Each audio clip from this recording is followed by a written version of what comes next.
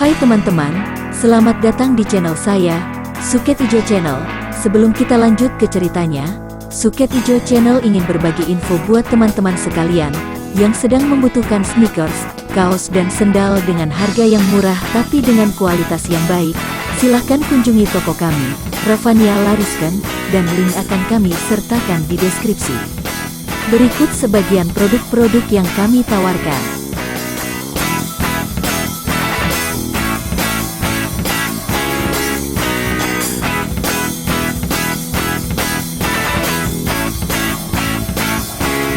Oke, kalau gitu mari kita lanjut ke ceritanya lagi. Suling Emas, serial Bukek Xiansu, karya Asmaraman S. Ho Ping Ho, bagian ke-72. Tentu saja hal ini tidak akan tampak oleh manusia sesama badut. Hanya orang yang sudah sadar saja yang akan dapat menjadi penonton. Orang-orang yang masih mabok dan belum sadar, mabok keduniaan, akan terseret dan ikut main di atas panggung menjadi badut-badut dan bahkan saling berlomba memperebutkan kejuaraan badut. Kalau begitu, biarpun selisih usia kita tidaklah terlalu banyak, aku yang lebih muda akan menyebutmu Gan Lopek juga. Hehehe, itu yang paling baik. Merupakan kehormatan besar sekali mempunyai keponakan seorang berwatak pendeta dan bertubuh pendekar yang harus disebut Taisu, guru besar, oleh paman tuanya. Haha, Gan Lopek, harap sudahi main-main ini. Tidak perlu kiranya kau berpura-pura lagi bahwa yang kau nyanyikan dan yang kau lukis ini kebetulan saja menyangkut diriku. Terima kasih atas peringatanmu bahwa di atas sana menanti musuh-musuhku yang berjumlah banyak hendak mengeroyokku. Akan tetapi agaknya kau lupa bahwa seekor harimau tidak pernah mengenal takut. Nah, aku pun tidak takut karena aku berbekal kebenaran. Sekali lagi terima kasih dan selamat berpisah, Gan Lopek. Setelah memberi hormat lagi, Kim Mo Taisu melanjutkan perjalanannya. Gan Lopek melanjutkan coret-coretnya, mulutnya mengomel, cari mati, cari mati. Ketika kemudian Kim Mo Taisu menengok, ia melihat betapa Gan Lopek yang aneh dan lucu itu telah mencoret-coret gambarnya sehingga gambar yang indah itu berubah menjadi hitam semua, seperti seorang kanak-kanak yang ngambul dan sengaja merusak lukisan itu untuk melampiaskan kekecewaan dan kemendongkolan. Kim Mo Taisu tersenyum, mengangkat kedua pundak, lalu melanjutkan perjalanannya mendaki puncak. Di atas puncak Tai Hang San itu terdapat bagian yang rata dan ditumbuhi rumput hijau, cukup luas dan pemandangan dari puncak itu ke bawah amatlah indahnya. Kim Mo Taisu melihat ke bawah dan tampak pemandangan luar biasa karena kini semut-semut di bawah itu sudah mulai berperang. Tiba-tiba dari belakang pohon-pohon di sekitar lapangan itu muncul 4 orang yang bergerak cepat menghampirinya. Paling depan ia mengenal Kong Lo Senjin yang berjalan di atas kedua tongkatnya. Akan tetapi alangkah kaget, heran dan juga girangnya ketika melihat bahwa orang kedua adalah Ban Pi Lo Chia. Tanpa ia cari-cari kini musuh-musuh besarnya telah berkumpul sehingga mudah baginya untuk segera menyelesaikan perhitungan lama. Dasar seorang yang berwatak pendekar, Kim Mo Taisu hanya teringat akan keuntungan perjumpaan ini, sama sekali tidak ingat bahwa Kong Lo Senjin dan Ban Pi Lo Chia menjadi satu merupakan lawan yang bukan main beratnya, belum lagi ditambah 2 orang yang berada di belakang mereka. Adapun 2 orang itu juga bukan orang sembarangan, karena yang satu adalah Pou Kai Ong, si raja pengemis yang jahat dan licik, memiliki kepandaian yang aneh sekali. Sedangkan orang kedua adalah Lau Kiat, murid Ban Pi Lo Chia yang tentu saja tinggi ilmunya dan semenjak dahulu mengeroyoknya tentu kini telah bertambah ilmunya. Akan tetapi Kim Mo Taisu sama sekali tidak merasa gentar. Memang harus ia akui bahwa bersatunya Kong Lo Senjin dengan Ban Pi Lo Chia merupakan hal yang tidak ia sangka-sangka dan memang kedua orang itu ditambah Pou Kai Ong dan Lau Kiat merupakan lawan yang berat sekali. Jauh lebih berat ketika ia dikeroyok oleh Ban Pi Lo Chia, Pou Kai Ong, dan Ma Tai Kun dahulu. Namun selama belasan tahun ini pun ilmunya sendiri sudah mendapat kemajuan pesat. Dahulu ia terhitung masih muda, dan kini ia sudah dapat mematangkan ilmu kepandaiannya, sedangkan 2 orang lawannya yang paling pandai, Ban Pi Lo Chia dan Kong Lo Senjin, sudah terlalu tua sekarang dan karenanya tentu berkurang tenaganya. Siapa duga Sin Jiu Ku Paong yang dahulu terkenal sebagai seorang patriot sejati, seorang pembela tanah air dan negara sampai mengorbankan kedua kakinya, kini menyeberang kepada musuh dan tidak malu dalam usia tua merubah diri menjadi seorang pengkhianat yang serendah-rendahnya karena bersekutu dengan orang hitam.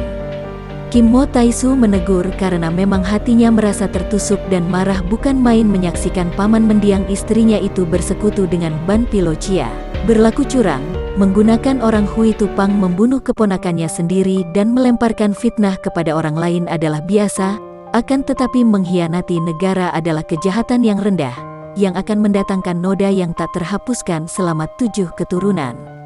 Marahlah Kong Lo Senjin mendengar ini. Marah luar biasa sehingga mukanya menjadi pucat, alisnya berdiri dan rambutnya yang sudah awut-awutan itu seketika seperti menjadi kaku. Ia melangkah lebar dengan tongkatnya mendekati Kim Mo Taisu dan memaki dengan bentakan keras. "Tutup mulutmu, Kui Seng, kau anak kecil tahu apa tentang perjuangan?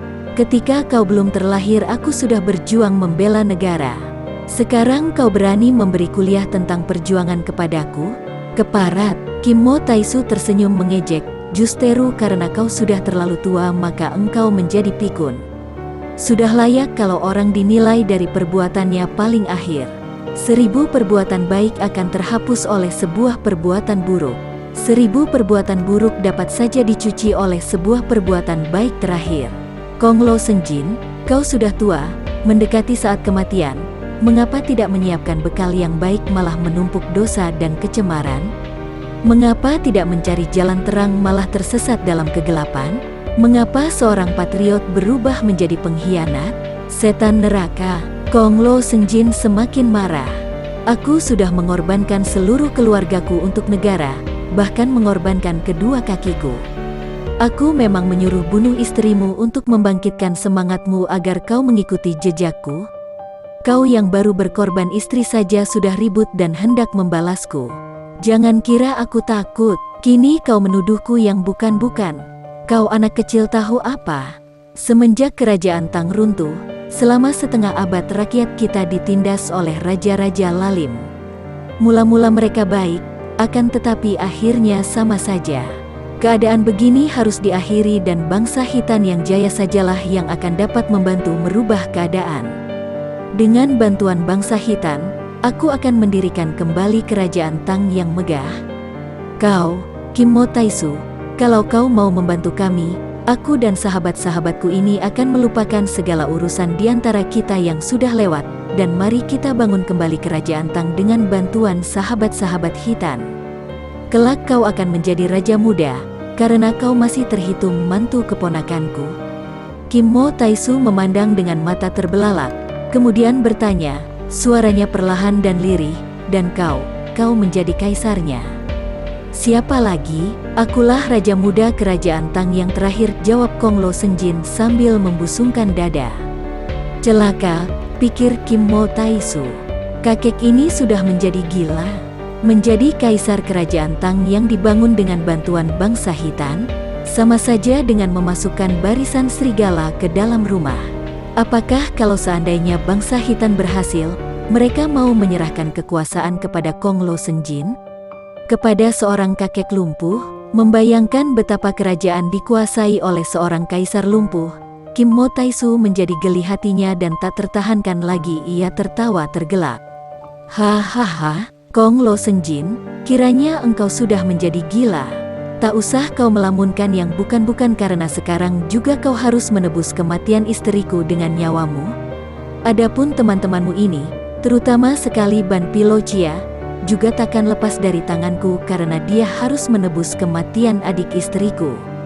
Kong Lo Senjin, tahukah engkau bahwa adik kembar Jin Lin yang bernama Hu Kim Lin tewas karena kekejian dan kebiadaban manusia hitam ini? Tutup mulut, urusan pribadi tidak penting. Yang penting urusan negara." Kong Lo Senjin sudah menjadi marah sekali dan menerjang Kim Mo Taisu dengan kedua tongkatnya yang bergerak-gerak bergantian secara dahsyat. Tentu saja kakek yang berubah wataknya ini tidak peduli betapa keponakannya mati karena Ban Pilocia, karena dia sendiri pun tega menyuruh membunuh keponakannya, istri Kim Mo Taisu, hanya untuk kepentingan cita-citanya. Kim Mo Taisu yang kini sudah siap untuk bertanding, cepat mengelak dengan lompatan tinggi ke kanan.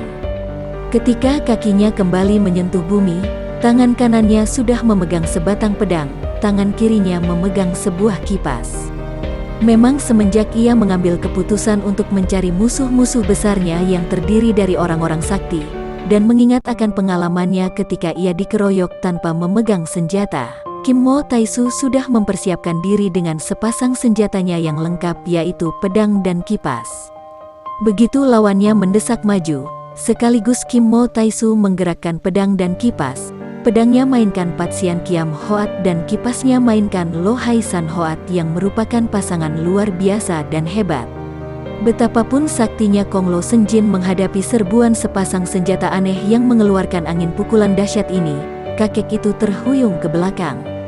Akan tetapi pada saat itu, Ban Pi Lo Chia sudah menerjang maju dengan cambuk hitamnya sambil tertawa, "Hahaha, Kim Mo Taisu, sekali ini kau takkan dapat lolos dari cambukku."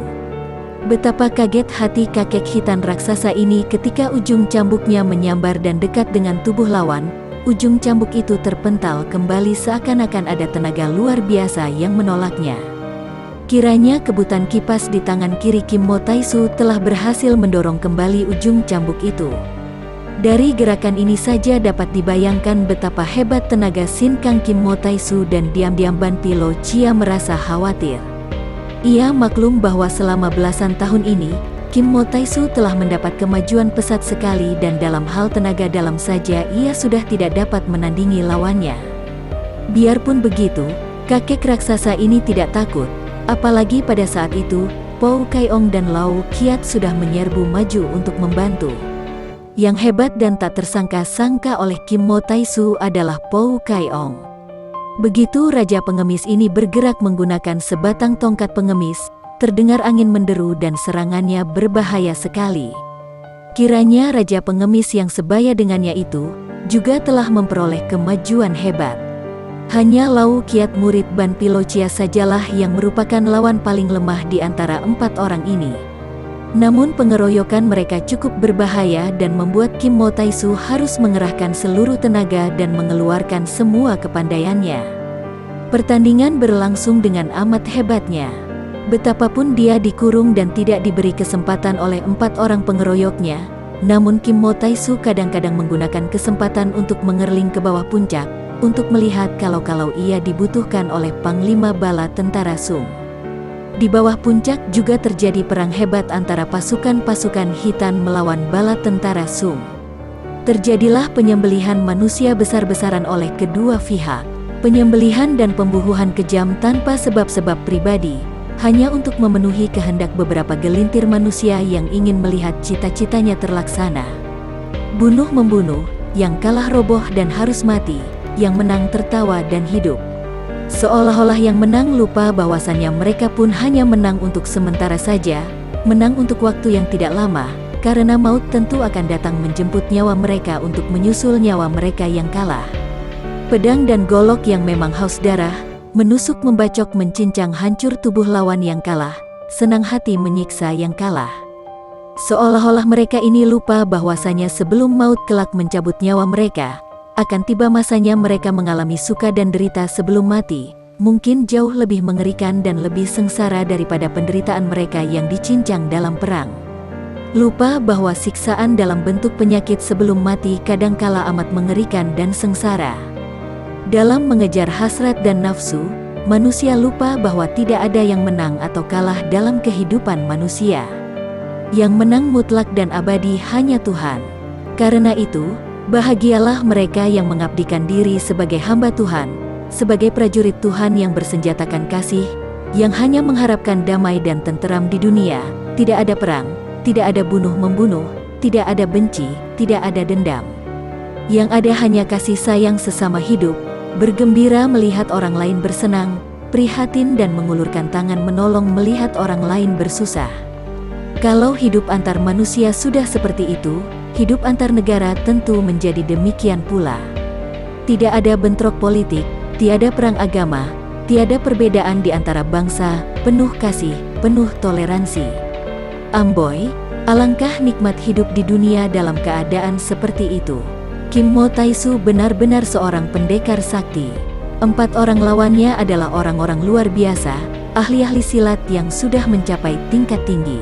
Bahkan yang 2 orang, yaitu Kong Lo Senjin dan Ban Pilo Chia adalah 2 orang sakti yang merupakan tokoh-tokoh besar di dunia persilatan. Namun, sampai sejam lebih mereka bertempur, belum juga 4 orang itu dapat merobohkan Kim Mo Taisu. Betapapun juga, harus diakui bahwa keadaan Kim Mo Taisu amat berbahaya. Selain 4 orang itu lihai juga, mereka terutama Ban Pilo Chia dan Kong Lo Senjin bertanding penuh semangat dan kebulatan tekad. Agaknya 2 orang kakek itu maklum bahwa kali ini harus ada keputusan terakhir, mempertaruhkan nyawa untuk menang atau kalah. Hidup atau mati, karena kenekatan inilah maka Kim Mo Taisu mulai terdesak. Ia belum mampu melukai seorang di antara 4 orang pengeroyoknya yang dapat bekerja sama amat baik dan rapi, saling melindungi dan saling menjaga. Agaknya Lau Kiat mulai hilang sabar. Ia bersuit keras dan dari dalam hutan di puncak gunung muncullah 12 orang hitan yang bertubuh tinggi besar. Mereka datang membawa sebuah jala ikan. Aneh sekali mengapa sebuah jala ikan dibawa oleh 12 orang. Sebetulnya jala itu bukan sembarang jala, melainkan sebuah alat untuk menangkap orang sakti. Jala ini terbuat daripada bahan yang kuat sekali, tidak putus oleh sabetan senjata tajam, dan di sebelah dalamnya terdapat banyak kaitan-kaitan berbentuk pancing sehingga sekali seorang tertutup jala, betapapun saktinya, akan sukar baginya untuk lolos karena makin keras ia bergerak memberontak akan makin banyak pula kaitan-kaitan kecil berbentuk pancing menancap di tubuhnya. "Bantu kami tangkap dia," seru Lau Kiat dalam bahasa hitan. Akan tetapi selagi 12 orang itu mempersiapkan jala dan mengatur kedudukan mereka yang dipersulit oleh adanya pertandingan yang sedemikian cepat gerakannya, tiba-tiba berkelebat sesosok bayangan. Begitu tiba di situ, bayangan itu tertawa-tawa dan menyerang 12 orang tinggi besar itu secara kalang kabut. Dari sudut matanya Kim Mo Taisu melihat bahwa yang datang menyerang 12 orang penebar jala itu bukan lain adalah Gan Lopek si pelukis tadi. Benar saja dugaan Kim Mo Taisu ketika bertemu dengan kakek pelukis ini tadi. Tidak hanya pandai melukis dan melawak, Gan Lopek ini ternyata lihai pula ilmu silatnya. Setidaknya terlalu lihai untuk 12 orang tinggi besar yang hanya pandai bermain dengan jala itu. Mereka itu adalah orang-orang hitan yang biasa menjala ikan, biasa pula mereka menangkap anjing laut dengan jala. Tentang ilmu silat, mereka hanya tahu sedikit-sedikit walaupun bertenaga besar. Karena penyerbuan Gan Lopek ini tak tersangka-sangka, 12 orang itu tidak sempat mempergunakan jala mereka. Maka mereka mencabut golok besar dan menerjang kakek yang tertawa-tawa itu. Kiranya Gan Lopek hanya melayani mereka dengan sepasang mupitnya. Pedangnya masih tergantung di pinggang, sama sekali tidak ia pergunakan. Akan tetapi sepasang mupitnya hebat. Ketika tubuhnya berkelebatan dengan pinggul megal-megol seperti orang menari agogo, kedua tangannya bergerak cepat, terdengar teriakan-teriakan marah. Sebentar saja 6 orang tinggi besar sudah tidak bisa berkelahi lagi karena mereka menggunakan kedua tangan mereka yang menjadi gelap karena dicoret-coret oleh sepasang mupit sehingga muka mereka itu coreng-moreng dengan warna hitam dan putih sedangkan mata mereka penuh tinta. Kemudian mereka roboh seorang demi seorang tertotok gagang mupit. Sayang Gan Lopek orangnya suka bergurau. Kalau saja ia cepat-cepat merobohkan 12 orang itu tanpa bergurau seperti itu, agaknya ia masih akan sempat membantu Kim Mo Taisu yang terdesak hebat. Ketika Gan Lopek sedang enak-enaknya membabati roboh 12 orang tinggi besar itu seperti orang membabat rumput saja, tiba-tiba ia merasa angin menyambar hebat dan dahsyat dari belakangnya, didahului suara Kim Mo Taisu, "Gan Lopek, awas!" Gan Lopek terkejut, cepat menggerakkan kedua tangan ke belakang, menangkis dengan sepasang mupitnya. Akan tetapi terdengar suara keras, sepasang mupitnya patah dan pundak kanannya kena hantam ujung cambuk di tangan Ban Pilo Chia yang telah menyerang Gan Lopek ketika melihat Gan Lopek merobohkan 12 orang ukang jala. Aduh! Gan Lopek roboh terguling dan terus ia menggulingkan tubuhnya untuk menghindari serangan susulan. Sambil bergulingan Gan Lopek muntahkan darah segar, pertanda bahwa hantaman pada pundaknya tadi telah mengakibatkan luka berat di sebelah dalam tubuhnya. Akan tetapi cambuk hitam itu bagaikan tangan maut terus mengejarnya untuk memberi pukulan maut terakhir. Melihat keadaan ini, Kim Mo Taisu berseru keras, pedangnya bergerak menjadi sinar panjang ke depan, membuat para pengeroyoknya kaget dan mundur. Kesempatan ini ia pergunakan untuk menggerakkan tubuhnya, meloncat dan melayang ke arah Ban Pilo Chia sambil mengirim tusukan dengan pedang ke arah punggung kakek raksasa itu. Ban Pilo Chia tengah mendesak Gan Lopek yang bergulingan. Mendengar angin serangan dari belakang, raksasa hitam itu cepat membalikkan tubuh sambil mengayun Lui Kong Pian, yaitu cambuk hitamnya yang ampuh itu. Kim Mo Taisu sudah menduga akan hal ini, cepat menggerakkan kipasnya ketika kakinya sudah turun di atas tanah sambil mengerahkan sinkang, mencipta tenaga melekat. Begitu bertemu kipas, cambuk Lui Kong Pian itu tak dapat terlepas dari kipas dan pada saat itu pedang Kim Mo Taisu datang menusuk dada. Ban Pilo Chia cepat mengerahkan tenaga Heksi Chiang di tangan kirinya, menghantam ke arah lambung Kim Mo Taisu tanpa mempedulikan tusukan pedang. Dalam keadaan berbahaya itu, kakek raksasa ini agaknya ingin mengadu nyawa, mengajak mati bersama. Namun Kim Mo Taisu tidak sudi menerima ajakan ini, pedangnya yang menusuk otomatis bergerak membabat ke bawah. Buntunglah lengan kiri Ban Pilo Chia sebatas bawah siku. Darah menyemprot akan tetapi sedikit pun tidak terdengar keluhan Ban Pilo Chia, bahkan kakek itu tertawa bergelak dan cambuknya yang kini sudah terlepas, menyambar pula. Kim Mo Taisu melihat sambaran cambuk ditambah serangan dari belakang tentu dari seorang di antara para pengeroyok, cepat merebahkan diri ke bawah, bergulingan dan melihat kesempatan baik, ia meloncat ke atas dan mengerjakan pedangnya yang tak dapat dielakkan lagi oleh Ban Pilo Chia yang sudah terhuyung-huyung. Pedang menancap di perutnya yang gendut. Kim Mo Taisu menyontek pedang ke atas lalu meloncat sambil mencabut pedang. Ban Pilo Chia makin keras tertawa bergelak. Akan tetapi kini ia tertawa sambil memandang ususnya yang keluar dari lubang besar di perut, dipegangnya usus itu dengan kedua tangannya. Akan tetapi ia terhuyung lalu roboh berkelojotan. Hasil menewaskan seorang musuh besar ini bukan didapat dengan mudah begitu saja oleh Kim Mo Taisu. Tanpa pencurahan tenaga dan perhatian yang menyeluruh dalam serangan ini, tidak mungkin ia akan mampu merobohkan seorang sakti seperti Ban Pilo Chia. Dan karena pencurahan perhatian yang menyeluruh inilah, maka Kim Mo Taisu menebus dengan pengorbanan dirinya. Ketika Kim Mo Taisu bergulingan ke bawah tadi, dari belakang telah menyambar serangan hebat yang datang dari pukulan tongkat Pou Kai Ong. Dengan gerakan berguling ia berhasil menghindarkan ancaman tongkat Pou Kai Ong, bahkan berhasil menusuk dan menewaskan Ban Pilo Chia. Namun selagi ia menusuk dan menyontekkan pedangnya ke atas lalu dicabut dan siap meloncat mundur, tiba-tiba datang pukulan yang hebat dari arah kiri sedangkan dari arah kanannya menyambar tongkat Pou Kai Ong. Dari belakang juga ia ditusuk oleh tongkat di tangan Lau Kiat, murid Ban Pilo Chia yang marah sekali melihat suhunya tewas. Pada saat itu, Kim Mo Taisu baru saja meloncat, kedudukan kedua kakinya masih belum menginjak tanah dengan kuat. Terpaksa ia menggerakkan tubuh miring sehingga ia dapat menangkis tongkat Lau Kiat dengan pedang dan menyampok tongkat Pou Kai Ong dengan kipas. Maksudnya hendak melanjutkan tangkisan pedangnya itu terus ke kanan membabat pukulan yang anginnya dahsyat dan membuntungkan lengan Kong Lo Senjin. Namun terlambat, kiranya Kong Lo Senjin tidak memukul ke arah yang tadi, melainkan mengirim pukulan jarak jauh ke arah punggung. Kim Mo Taisu yang sedang menangkis dua tongkat itu tak sempat lagi mengelak. Punggungnya terkena pukulan jarak jauh dan ia terguling. Sebagai seorang ahli silat yang tinggi ilmunya, pukulan jarak jauh itu hanya mampu membuat ia terguling saja. Cepat ia terus menggelinding sambil menggerakkan pedang dan kipasnya menjaga diri. Akan tetapi ketika ia meloncat berdiri, tubuhnya terhuyung-huyung dan ia merasa punggungnya sakit dan kaku. Inilah hebatnya Kong Lo Senjin dan ini pula yang menyebabkan ia dahulu dijuluki Sin Jiu, kepalan sakti. Kakek ini memiliki ilmu pukulan tangan kosong yang ampuh. Orang-orang yang kepandaiannya rendah, sekali terkena sambaran angin pukulannya akan roboh dan tewas seketika. Kim Mo Taisu memang kuat dan bukanlah seorang lawan berilmu rendah.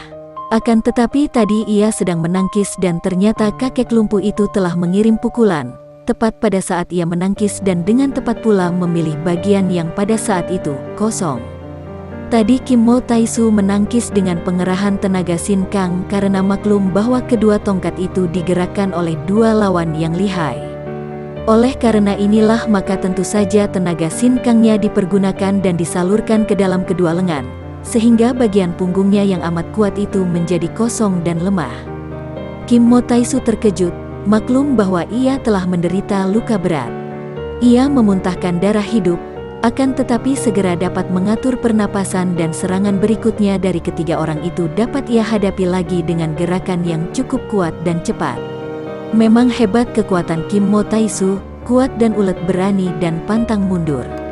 "Taisu, mari lari." Dengan suara lemah Gan Lopek yang sudah terluka pun itu mengajak.